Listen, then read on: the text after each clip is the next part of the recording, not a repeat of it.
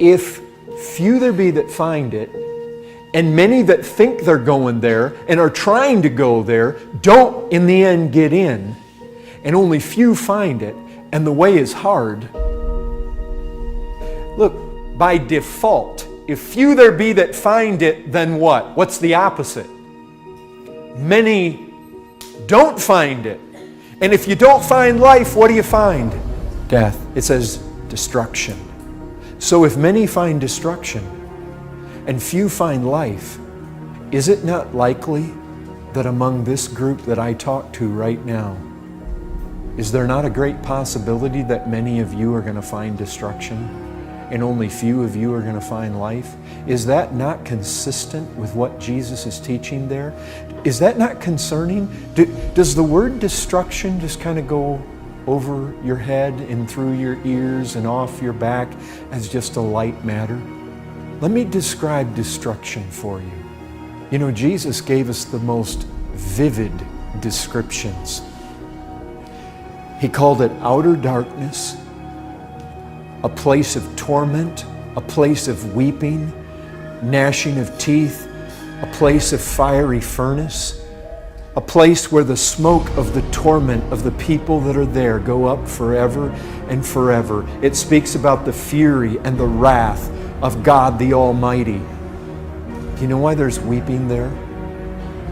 Do you know why some of you will weep there?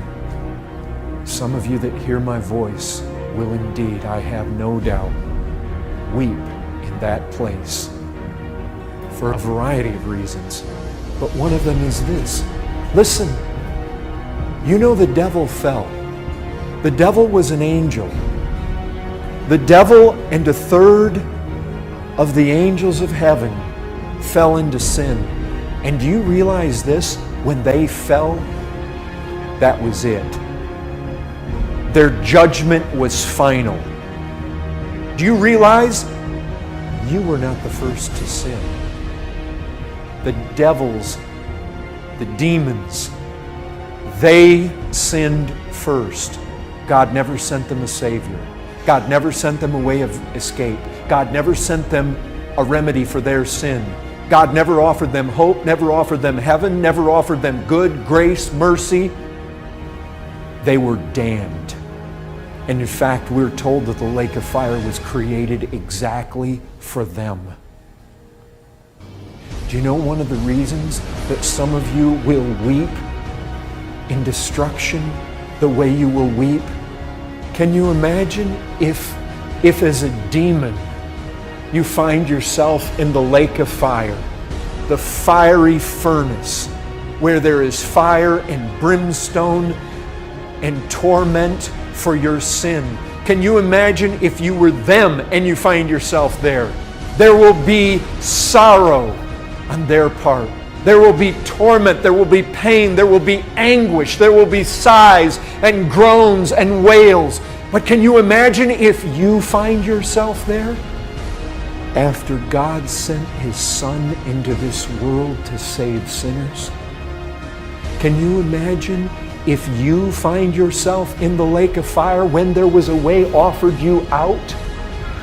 When a Savior came into the world who specifically came to seek and save sinners, when mankind was given a remedy for his sin, and not only that, but you remember back to that time when people came from this church on the east side of San Antonio, and they came and they told you about Christ, and they showed you the way out, and they told you the gospel, and they said that if you would flee to Christ, you could find salvation from your sin. Can you imagine what weeping? It says weeping and gnashing of teeth. You know what gnashing of teeth is? Can you imagine? I had it. I had it. It was set right there before me. And I said, nope. I want my sin. I don't want Christ. I want my sin. I'm still young. I want sex. I want the fun. I want the party. I want what this world has to offer. And I don't want Christ. I'm going to go drink deep of this world, and maybe sometime else I'll take care of that. And all the time God was saying that was the day of salvation. This day is the day of salvation, and you passed it by. And now you're damned, and you're in that lake of fire, and you had it. It was right there. It's like Christ said. He offers you drink. And he says, if you will, he says, drink the water of life. Drink it freely, freely. Come take it. If you will, whosoever will, come and drink. And you will grind your teeth at the thought, what a fool I was. And you will weep, not only because you were a fool, you will weep because eternity will be placarded over everything. Your torment isn't for a moment. You know what it's like when we get sick? You know what it's like when we get injured? There's always this hope. God created our bodies to heal. Well, I won't be sick for long. I won't have to suffer for long. Even if I'm experiencing this pain, the pain goes away. You get the cut, you get the break, you get the scratch, you get injured, the sprain.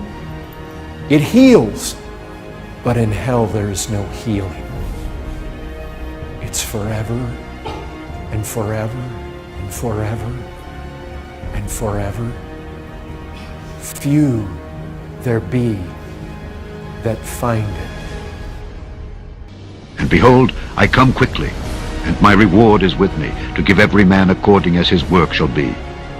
I am Alpha and Omega, the beginning and the end, the first and the last.